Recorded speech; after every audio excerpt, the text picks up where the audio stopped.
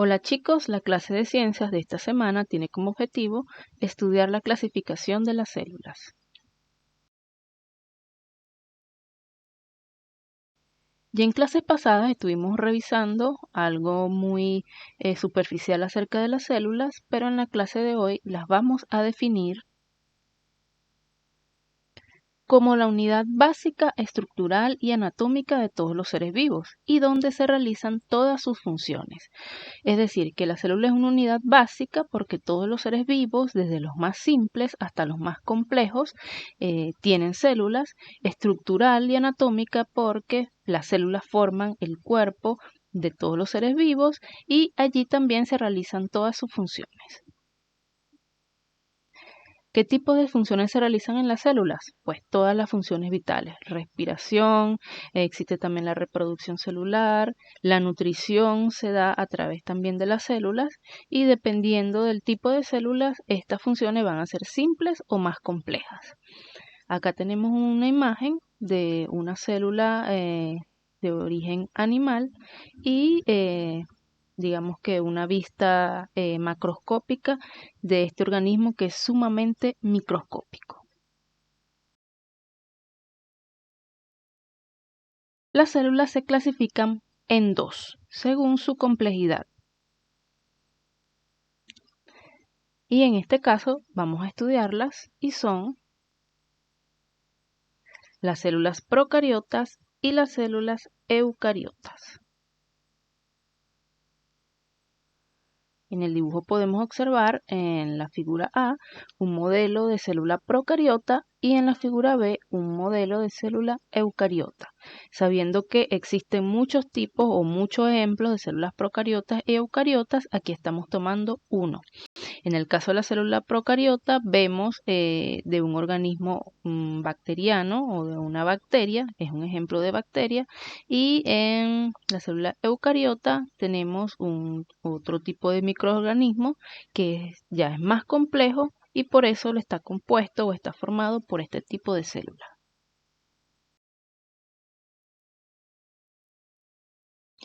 Vamos a estudiar o a profundizar en el caso o cuáles son las características que tienen las células procariotas y cuáles son las características que tienen las células eucariotas. En el caso de las células procariotas, estas son un tipo de células que son muy simples y son las más antiguas. Se dice que los primeros organismos o microorganismos que habitaron en nuestro planeta estaban constituidos o conformados por este tipo de células o células procariotas. Procariota quiere decir antes del núcleo o que no posee núcleo. Este tipo de células se caracterizan por no poseer núcleo, como ya les dije, y por lo tanto todo el material genético se encuentra disperso en el citoplasma. Aquí vemos un ejemplo o una imagen de una célula bacteriana y vemos en la parte verde cómo, o lo podemos definir como que esa parte verde o ese fluido verde es el citoplasma. Imagínense que una célula es una piscina y que el agua que llena la piscina es el citoplasma. El citoplasma precisamente es un fluido, una sustancia líquida que mantiene hidratadas a todos los organelos o las estructuras que se encuentran dentro de las células. Tenemos en color violeta a lo que se supone que es el material genético o todas las características que tiene esa célula que hacen que cada vez que se produzca una célula nueva sea exactamente a la célula que la originó.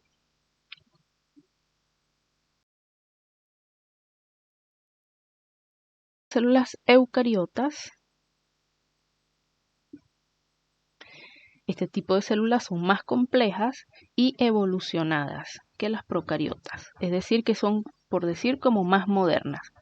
Estas se caracterizan por poseer un núcleo definido y allí se encuentra todo el ADN o toda la información genética de la célula y específicamente del ser vivo que lo conforma.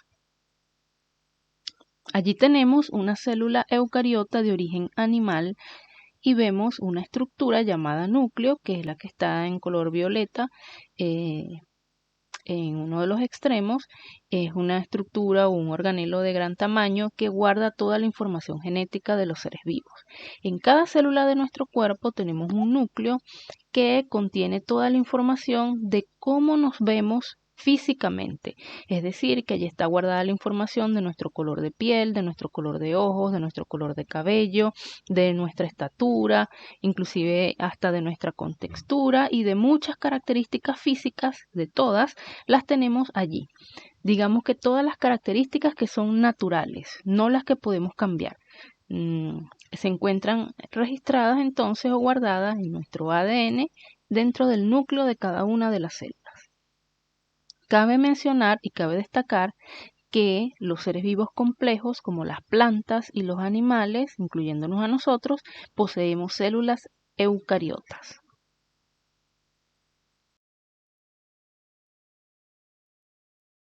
Por otra parte, las células eucariotas, al ser más complejas que las procariotas, estas tienen una clasificación o una subdivisión.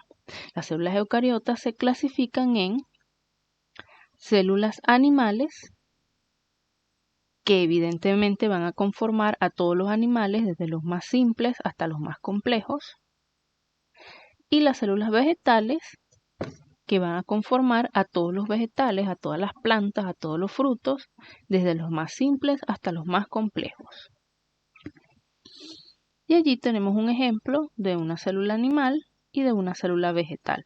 Fíjense que las representan en los libros o en los textos con un color característico. En el caso de las células vegetales, por lo general las dibujan de color verde porque forman a las plantas para que nosotros las identifiquemos como que es una célula vegetal. Y en el caso de las células animales, sí las pueden teñir de otros colores, como color piel, a veces color rosa, es decir, que establecen muy bien las diferencias en cuanto a cómo se ven. También que las células animales por lo general tienen o tienden a dibujarlas, porque así son, con una forma más o menos cilíndrica, más o menos que describa una circunferencia. Por lo general son ovaladas, pero más o menos de forma de circunferencia, mientras que las células vegetales las dibujan de formas más geométricas porque por lo general ellas tienen una forma como las de los panales de abejas, formas hexagonales.